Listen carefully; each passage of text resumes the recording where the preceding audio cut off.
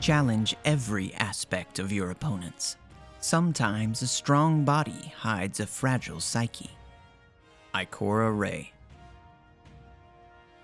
Prak'kesh sat on his gray hornet, parked in his usual spot at the base of the tower. The former Guardian read dispatches from Spider's associates with one eye and watched his runners scurry about with the other. The younger kids took bets from all over the city and delivered them to prak'kesh at appointed intervals. Once the action paid off, the bookie would send the older kids to settle up.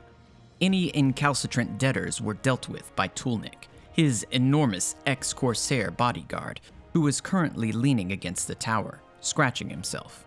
Prak'kesh chirped a low call to Tulnik, who snapped to attention. A fire team was gliding toward them across the courtyard. The Guardians' cloaks billowed in non-existent wind, and their feet barely touched the paving stones. Prak'kesh rolled his eyes. Warlocks. Prak'kesh called out. Looking sharp. I love the bird hat. This is Fellwinter's helm, jackass, the Voidwalker fired back. Probably costs more than your sparrow. Good, Prak'kesh retorted. Then you've got the cash to pay your debts. Valgusu wasn't quite the mad dog you thought she was. The Warlocks glanced at each other surreptitiously. About that, said the Sunsinger. We don't have the moats yet.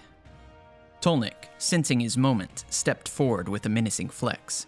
Prak'kesh stayed his enforcer with a manicured hand. Steady, Tully. These are learned scholars. I'm sure they have a needlessly complex plan to make things right. We do, said the Stormcaller through gritted teeth. Double or nothing on the Guardian Games Crucible this week. Prak'kesh gave a low whistle. That's some heavy action. Who are you backing? Us, the Sunsinger responded. Against Melioria's Titans. Prak'kesh's eyebrows shot up. Melioria's at the top of the leaderboards. She's dangerous. And you guys are stylish. It's a bad bet. Unless, the bookie tapped the side of his nose, you know something I don't. The Voidwalker tossed her head as if flicking her hair, then realizing she was still wearing her helmet, awkwardly put her hands on her hips.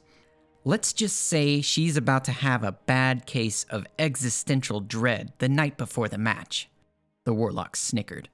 Little trick I picked up from the Scions, the Voidwalker finished. Titans put all their armor on their chests, the Sunsinger opined, and none between their ears, like a castle with no roof.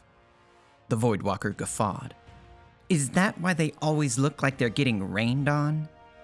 The Stormcaller dropped his voice an octave, puffed out his chest, and lumbered around on bowed legs.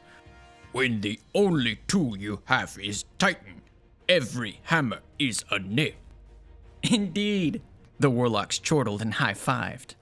It's settled then, Prak'kesh pulled out his datapad. You guys beat Melioria this week, and the slate's clean. Otherwise, I get the moats, he said, and winked at the Voidwalker. And that fancy hat. The Voidwalker was suddenly serious. Guys, no. Come on, she implored her teammates. You know how many Ingrams I had to deal, the Sunsinger interrupted. He removed his gauntlet and pressed his finger to the datapad. Deal, Prak'kesh smiled broadly. Good luck in the Guardian Games. Not that you'll need it.